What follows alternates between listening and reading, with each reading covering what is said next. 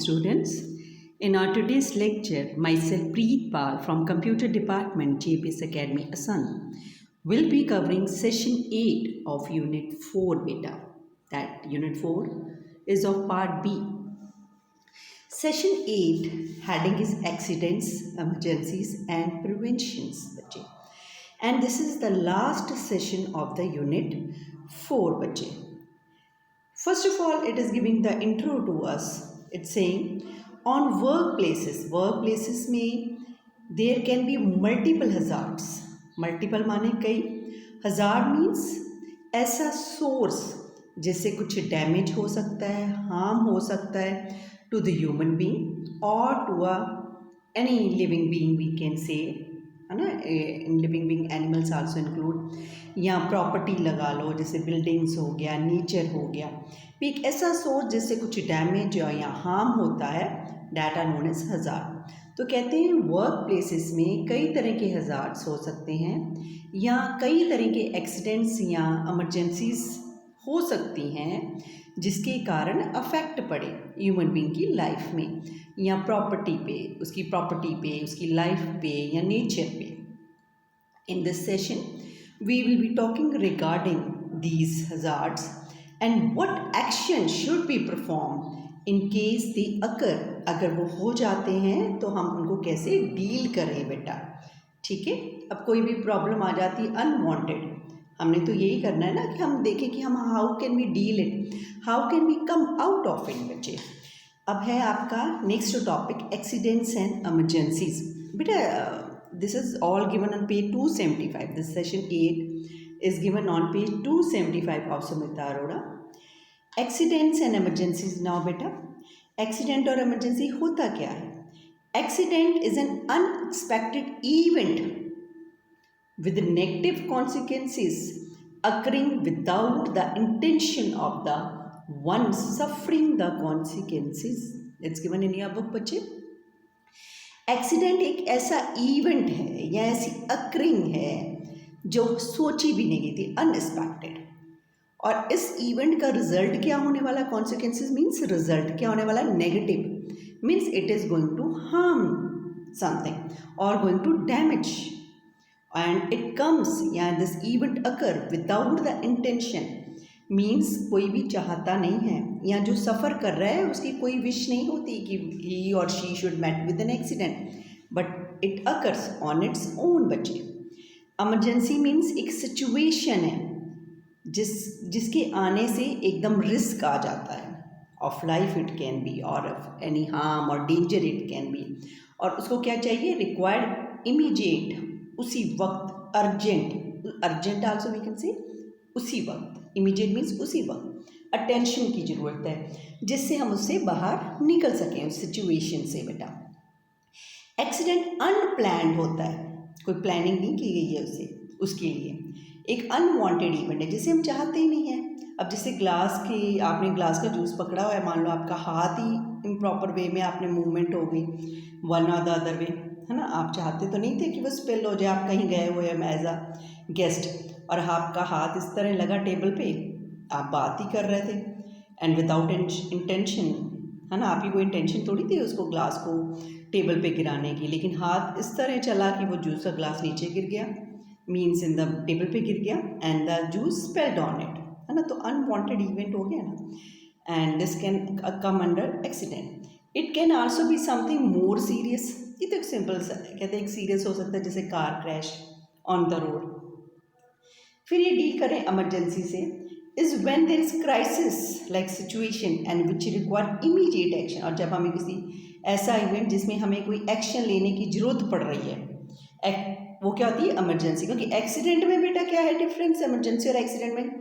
Accident तो बस event हो गया, उसने जो रिजल्ट देना था दे दिया.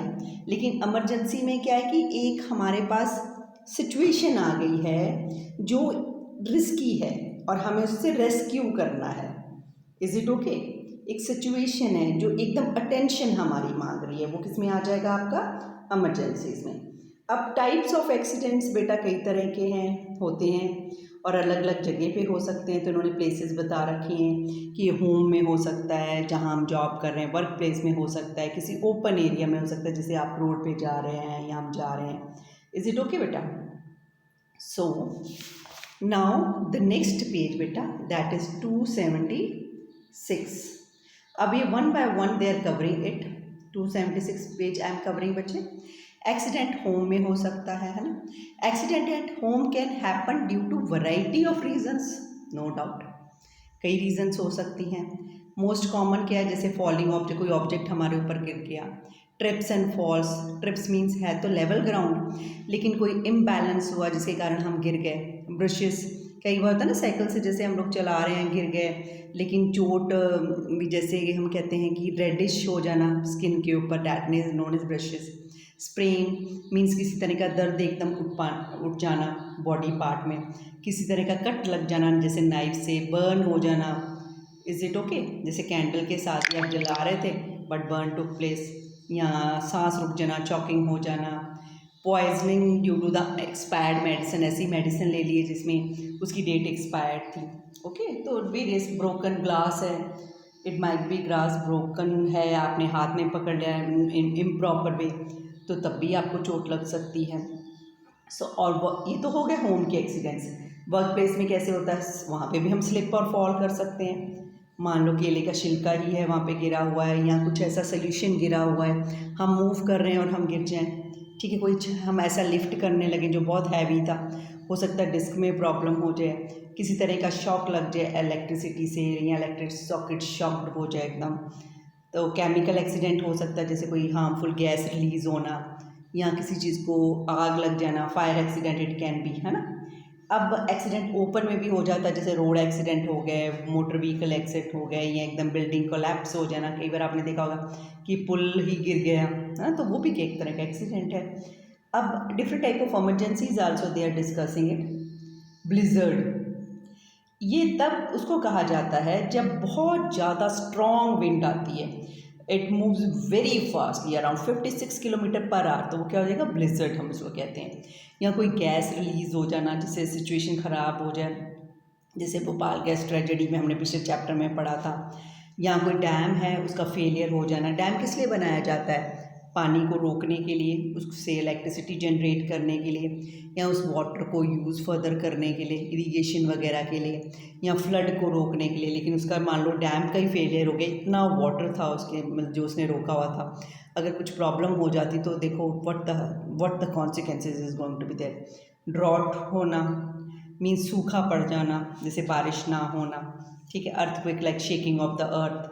इलेक्ट्रिशन मीन्स इलेक्ट्रिक करंट लगना, इतना कि बॉडी के अंदर वो तब तक बंदे को पकड़ के रखना जब तक डेथ ना हो जाए, ठीक है। हीट वेव्स, बहुत ही एक्सट्रीम होना वेव्स का, हीट वाली का, जैसे लू चलती है ना, इससे भी बॉडी में पानी की कमी हो सकती है, डेथ हो सकती है।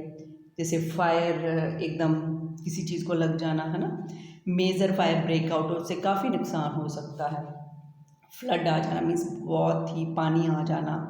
देन पैराडेमिक कंडीशन, जैसे कि अब चल रही है कोरोना वायरस, ही मीन्स एक ऐसा डिजीज़ या condition that affect people in many countries at the same time, and that is known as pandemic, and corona is one of the example of it to which we are dealing right now.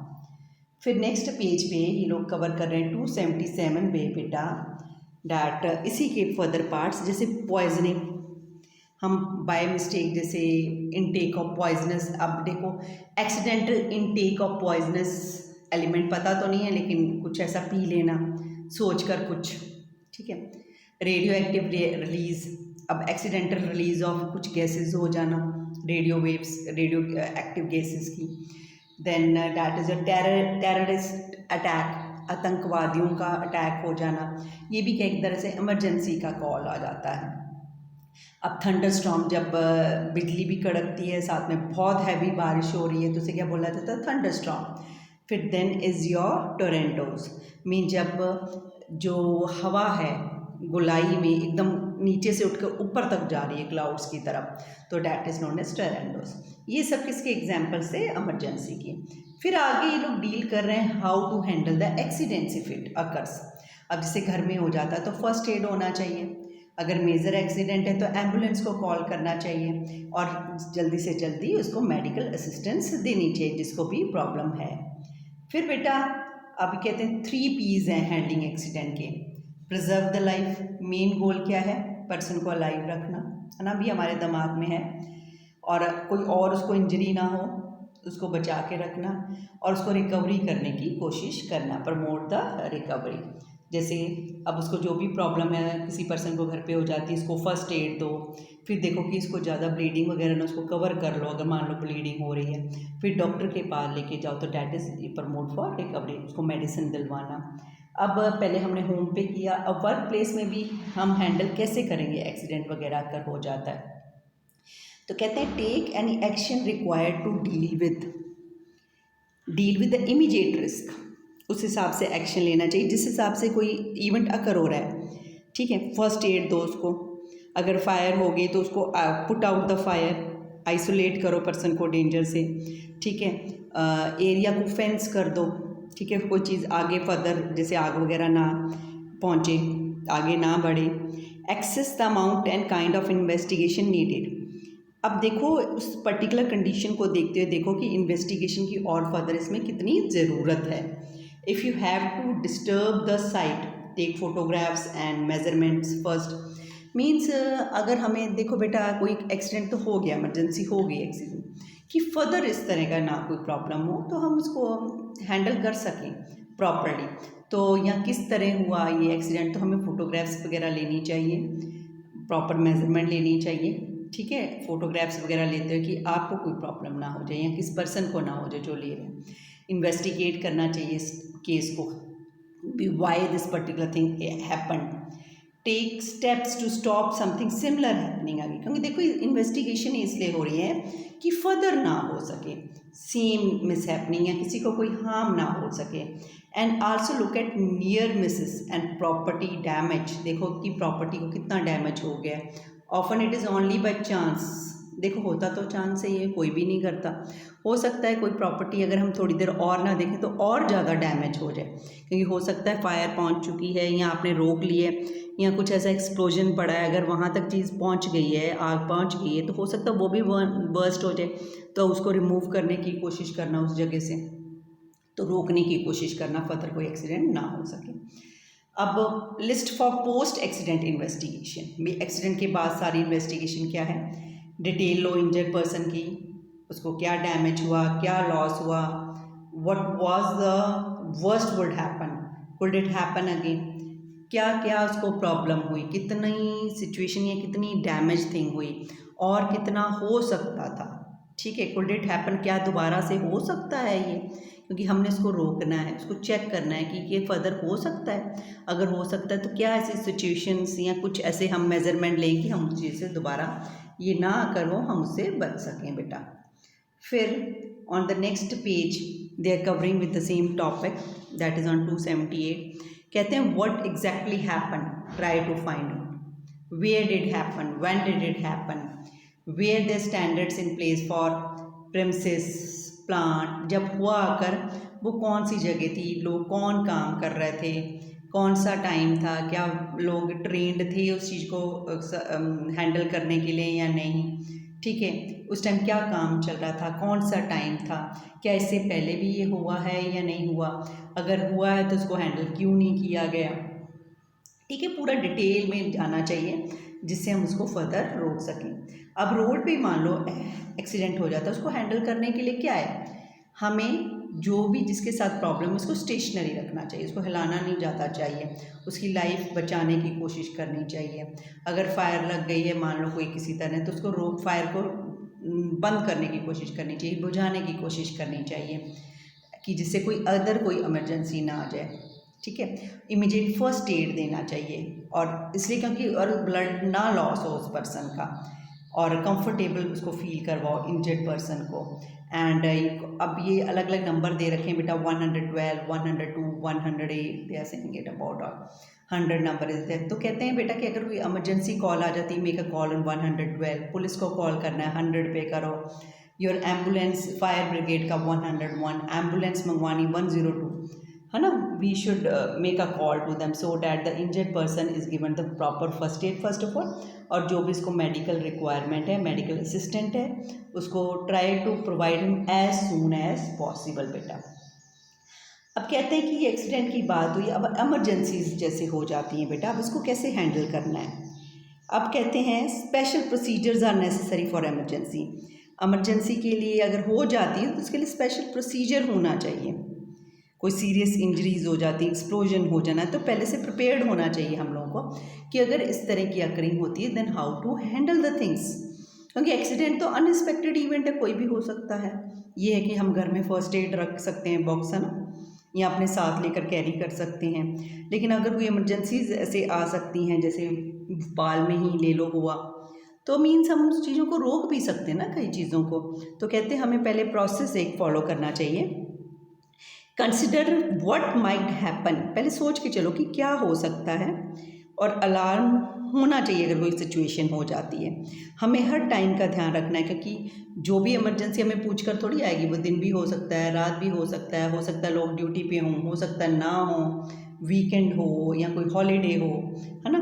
तो पहले से planning होना चाहिए कि how to call the emergency service, और फिर assist भी करो इमरजेंसी पर्सनस को, ठीक है, क्योंकि उनको तो नहीं पता कि आप किस जगह पे, उसको पूरी लोकेशन दो। अगर आप रोड से हट के हो तो उसको पूरा लोकेशन बताओ। और दूसरी बात, पहले से ही अपना कोई प्लांट वगैरह है या कुछ है इस तरह का, तो प्रॉपर साइंस होने चाहिए जिससे किसी को प्रॉब्लम ना मिले कि यहाँ उसे पहुँचे पर्टिकुलर पर्सन को उस पर्टिकुलर जगह पे जाने के लिए। अच्छा, अगर आपने कोई स्टोरेज उस प्लांट में, जैसे डेंजरस कोई पर्सन है, उसके प्लांट को प्रॉब्लम हो गई, अगर उसने स्टोर कर रखा है कुछ ऐसा सब्सटेंस, तो it is notified to fire authorities to put up the warning signs, कि वो वार्निंग साइंस हमें उनको पर्टिकुलर प्लांट वाले को देने चाहिए। या वैसे भी प्लांट के अंदर इमरजेंसी हो जाती है, मान लो अननोन पर्सन ही है वहाँ पे, उसको तो नहीं पता, तो हर एक पे प्रॉपर साइन या बोर्ड होना चाहिए जिससे पता चल जाए कि यहाँ पे क्या चीज़ पड़ी है, एक्सप्लोजन मटेरियल तो नहीं है, भी हाथ लगाना है या नहीं लगाना। अगर इमरजेंसी हो गई है तो ये पर्टिकुलर क्या हेल्पलाइन है, वहाँ पे डलनी चाहिए, लेबलिंग होनी चाहिए। और कोशिश करनी चाहिए कि हम सेफ़ जगह पे पहुंचने की कोशिश करो, रेस्क्यू इक्विपमेंट की यूज़ करो, हेल्प लो, and you must make sure there enough emergency exist. और किसी प्लांट में इमरजेंसी जो एग्जिट है काफ़ी होने चाहिए, और जनरली ऐसा एग्जिट यूज़ करो जो नियर बाई है, और दूसरे पर्सन्स की भी हेल्प करो, डिसेबल पर्सन्स भी हो सकते हैं, ठीक है। और कुछ कंपनी में ऐसे या किसी प्लांट में ऐसे पर्सन्स रखने चाहिए जो एज अ फर्स्ट एडर काम करें, कि बाई चांस ऐसी प्रॉब्लम हो जाए तो वो यही काम करें, उनको हेल्प प्रोवाइड करें दूसरों को, ठीक है। और हमें हमेशा पैनिक नहीं होना चाहिए ऐसी सिचुएशन, और ना ही दूसरों को पैनिक करना चाहिए। लिफ्ट का कभी यूज़ मत करो, ओके। एंड जो भी पर्सन्स होने चाहिए ट्रेंड होने चाहिए जो कंपनी के अंदर वर्क कर रहे हैं, कि मान लो इमरजेंसी सिचुएशन आ जाती है then how to proceed with the things, ठीक है। और try to help the person who are the disables बेटा, okay. Now next on next page that is your 279, ये इन्होंने केस स्टडी कर रखी, हैंडलिंग द पैराडामिक और इमरजेंसीज कैसे। अब जैसे हमारे कोरोना कहीं चल रहा है उसी को ओवरऑल इन्होंने कवर कर रखा है। Have emergency supplies and stables on hand, भी किसी तरह आपके हाथ में जैसे अब कैश होना चाहिए, है ना, इनफ थिंग्स होनी चाहिए कि आप उसको हैंडल कर सको। अपना चेकअप थोड़ी देर बाद करने चाहिए, सोशल डिस्टेंसिंग रखनी चाहिए, ग्लव्स पहन के रखने चाहिए, okay. Gloves should be there in your hand, उसको यूज़ करने के बाद थ्रो कर दिए जाएं, ठीक है। और सोशल डिस्टेंसिंग का ध्यान रखा जाए, क्राउडी जगह पे नहीं जाना है, और इस एक पर्सन को डेजिग्नेट कर देना चाहिए कि वो बाहर जाके कोई भी सामान लेकर आ सके, कोई भी अपनी नीड ज़रूरत का टाइम टू टाइम, ओके। और ज़्यादा बाहर कोई भी ना जाए घर का सदस्य, ठीक है, क्योंकि फ्लू होने का डर रहता है। तो वंस इन अ वीक जब भी जाओ इकट्ठा सारा सामान ले आओ 1 वीक का, और बिना मतलब बाहर नहीं जाना चाहिए, निकलना चाहिए, और किसी के कांटेक्ट में कम से कम आओ। अभी हज़ार्ड्स की बात कर रहे हैं। हज़ार्ड जैसे मैंने पहले भी एक्सप्लेन किया, एक सोर्स है और source of potential damage, harm, और it can adverse health affect on something और समवन। भी एक सोर्स है जिसके कारण कुछ डैमेज, हार्म हो सकता है पर्सन को उसकी हेल्थ पे अफेक्ट डाल सकता है। ओके, अब इन्होंने डिफरेंट पॉइंट्स कवर कर रखे हैं बेटा। अब जैसे नाइफ है, उससे क्या हो सकता है, कट हो सकता है, बेंजीन का कंज्यूम हो गया तो ल्यूकीमिया हो सकता है। अच्छा, इलेक्ट्रिसिटी है, उससे शॉक हो सकता है। वेट फ्लोर है, स्लिपिंग हो सकती है। वेल्डिंग का काम किया जा रहा है तो हो सकता है उससे फीवर आ जाए। हार्ड रॉक मीनिंग का सिलिकोसिस डिजीज़ हो सकता है। जब बुलिंग है, जैसे कोई आपको थ्रेटिंग किसी को कर रहा है या रॉन्ग वर्ड यूज़ कर रहा है तो उससे क्या हो सकता है, पर्सन डिप्रेशन में जा सकता है, फियर में जा सकता है। ठीक है, तो ये भी किसके अंडर आ रहे हैं, that are the different type of hazards are be covered over here. फिर on next page that is your 280 page बेटा। तो work place hazard also include practice और condition that release uncontrolled energies. कहते हैं work places में कुछ energies भी release होती हैं जो अनकंट्रोल्ड होती हैं। अब जैसे पोटेंशियल या ग्रेविटेशनल एनर्जी होगी, अगर कोई ऑब्जेक्ट काफ़ी हाइट से थ्रो होता है, अगर कोई केमिकल रिलीज होता है तो उससे रिएक्शन होता है और क्या रिलीज हो रहा है, केमिकल एनर्जी हो रही है। अगर कंप्रेस्ड गैस एकदम बाहर निकलती है तो उससे एकदम टेम्परेचर हाई हो जाएगा क्योंकि एकदम प्रेशर के साथ निकलेगा। ठीक है, अगर आप रोटेटिंग इक्विपमेंट में क्लॉथ घूम रहे हैं, जैसे वॉशिंग मशीन ड्रायर में ही लगा लो, उसमें क्या यूज़ हो रही है, काइनेटिक एनर्जी हो रही है। अगर इलेक्ट्रोड्स को बैटरी के या कैपेसिटर के साथ कनेक्ट में आता है तो कौन सी एनर्जी हो रही है, electrical energy is being released in this case. Now next they are covering general evacuation procedure. Evacuation means move, एक उस पर्टिकुलर जगह से बाहर निकल जाना। कहते हैं कुछ एक्सट्रीम इमरजेंसीज हो जाती हैं जो रिक्वायर्ड क्या करता है, इमीडिएट एवोकेशन मीन्स मूविंग या moving from that particular place. अब जैसे इवेंट फायर का हो जाना या कोई केमिकल स्पिल हो जाना, कहते हैं सबसे पहले पुल अ फायर अलार्म। अगर आप ऐसी जगह पे हो, फायर अलार्म पुल करो, बिल्डिंग को वहाँ से मूव कर जाओ, दूसरों को भी अलर्ट करो, काम रहो, पैनिक मत हो। अगर टाइम परमिट करता है, shut down any hazard equipment जो डैमेज दे रहा है उसको बंद करो। ठीक है, स्टेयर्स यूज़ करो और जो क्लोजेट रास्ता उससे करो, लिफ्ट मत यूज़ करो। 100 या 112 या 101 102 अकॉर्डिंगली जो आपको रिक्वायरमेंट लगता है उनको कॉल करो और उस बिल्डिंग से काफ़ी दूर चले जाना चाहिए बेटा जहाँ पे भी ये प्रॉब्लम हो रही है। ठीक है, अगर डिसेबल पर्सन उनकी हेल्प की जाए, दोबारा बिल्डिंग के अंदर मत एंटर हो अगर आपको लगता है कि यहाँ पे प्रॉब्लम है। और ऑथराइज्ड पर्सन को, इमरजेंसी जो भी ऑथराइज्ड होते हैं उनको कॉल करना चाहिए। और अगर ऑब्जर्व किया जाता है कि people are not taking an alarm seriously तो उनको इनकरेज करना चाहिए कि they should take seriously because the damage can occur in a high amount. ठीक है, काफ़ी रिस्क है तो उनको इमरजेंसी के बारे में इनकरेज करना चाहिए भी, इससे कैसे आपने निकलना है, to remove from, how to encourage them, how to save their lives. Exact locations building की पता होनी चाहिए जहाँ पे भी आप काम कर रहे हो। ठीक है, और कभी भी एवोकेशन अलार्म हो रहा है निकलने का डेंजर से उस पर्टिकुलर जगह से तो उसको कभी भी इग्नोर नहीं करना चाहिए, दूसरों को भी मोटिवेट करना चाहिए in order to respond to the evacuation alarm बेटा। And this all we complete with this session as well as the unit also beta. Okay, thanks.